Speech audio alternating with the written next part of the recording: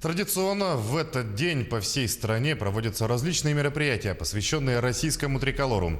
Какие праздничные события сегодня прошли в столице региона, расскажет мой коллега Дмитрий Тымыров.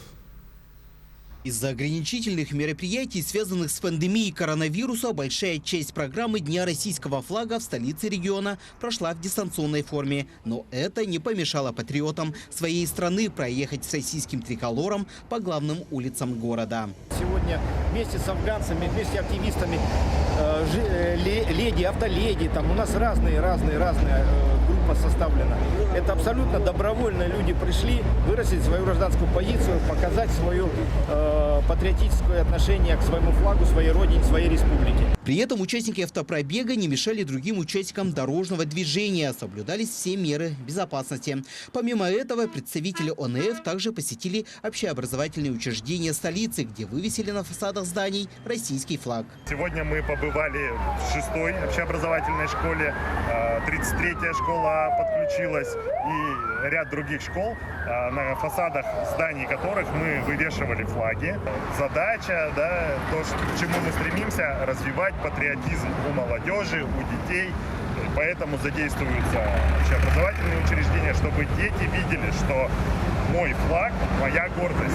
Ну а пока ОНФ пестрил с российским триколором на улицах столицы, музей имени Ярославского с самого раннего утра подготовила для своих посетителей мини-выставку про флаг России, которая будет доступна для гостей города еще одну неделю. Сегодня, в день флага Российской Федерации, мы поставили выставку, посвященную этому дню, и проводим ознакомительное небольшое мероприятие, а также викторину для случайных посетителей, которые приходят к нам. Также еще одна акция, приуроченная ко Дню флага страны, была запущена еще 19 августа Общественной палатой республики в социальных сетях. Сегодня организаторы мероприятия, подводя итоги, сообщили, что их поддержали не только жители республики, но и якутяне из других городов и стран.